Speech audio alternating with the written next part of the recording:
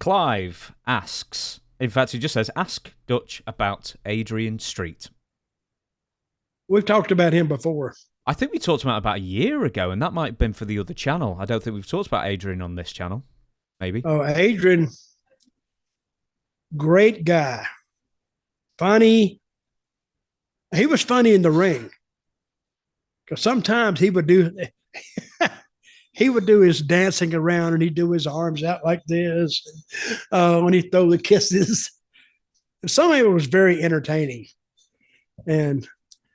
But I knew enough about Adrian because most of the English wrestlers that came over were highly skilled in the wrestling arts. And especially since he had that gimmick, he could hurt you. He could take you down. And he was what they call a hooker, not a hooker like a streetwalker, but he could hook you in such a way you could not move. And if he wanted to, if he hooked you with the arm or shoulder, he could pull that shoulder, he could pop it out of socket.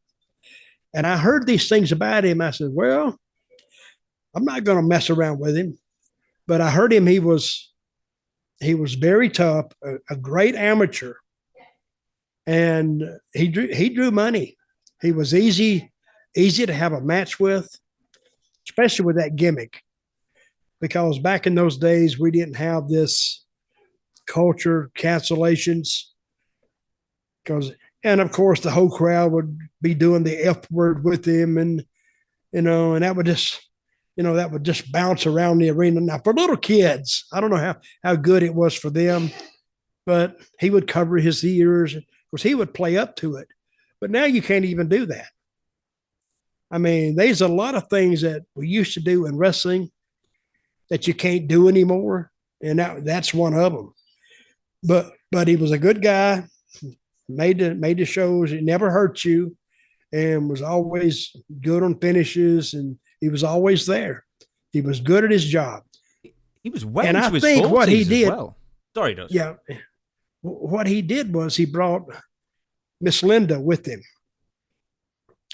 So when you're watching it, you're going, is that guy gay or is he not gay? Because he had a woman with him. So that was one way to make the fans think about, well, what is he really? But but you didn't know. He led you to believe that, but then led you with Miss Linda outside the ring to not believe that. Of course, Miss Linda outside the ring was just getting her paid too. So he was smart in that regard. Now, I asked him one time, because I noticed about the mid 70s or the 80s, or maybe late 70s, there was a lot of British guys showing up in America. And I forgot who I asked. Could have been John Foley, who was an old-time shooter. They are all shooters. They all trained at a place called Wigan. Wigan's supposed to be the shoot capital of the UK, I guess. But the BBC had it, they carried it, right? And then they canceled it. ITV did. But all of a sudden, wrestling on TV, but it wasn't on TV anymore. So therefore they couldn't make a living. So they came to the States. Well, there's a bit of a time thing there, because the wrestling actually left in 1988 in this country. I think it was changed. They started monkeying around with the time slot around 85, and then sometimes on purpose, to get the viewership down, to give it a reason to cancel it because it was low brow. And we know how that story goes. We were just talking about that last week, in fact. And but Big Daddy was sort of like running roughshod over British wrestling in the late 70s and early 80s at that time. And I think a lot of wrestlers did not enjoy it.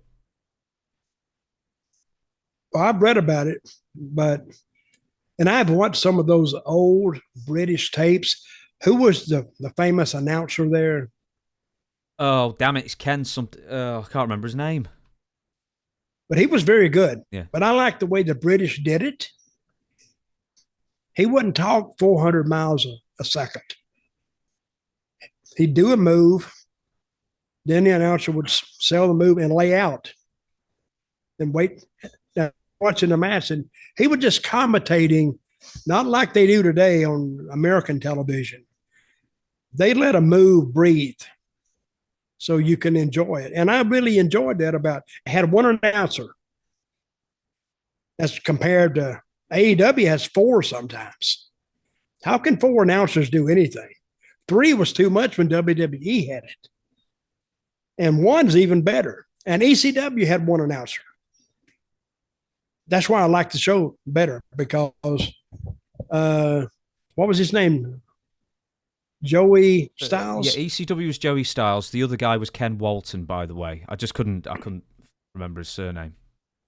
Well, anyway, you're talking about Adrian. Adrian, good guy. Miss Linda, good lady. I like them both. There's 2 things, actually. One, if you wish, the only reason I've not suggested this earlier is because Adrian's hard of hearing.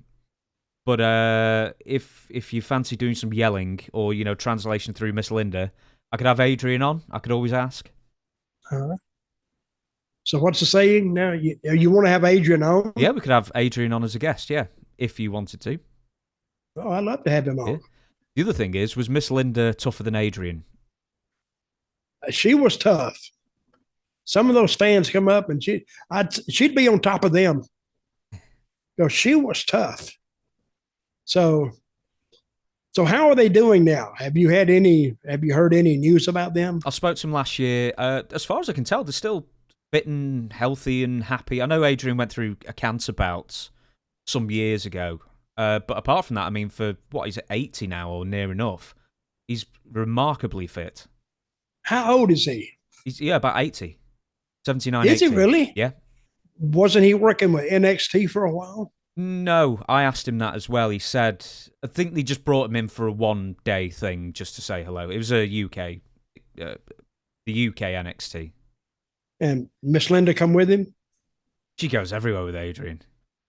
Oh yeah, she takes care of him. So Anyway, good guy, and I would love to have him on. I'll tell you what, I'll ask. I'll ask. And I had Adrian on my show, and yeah, loads of people love to see him on that as well. The Jimmy Savile story is always great. Everyone always asks him about that one.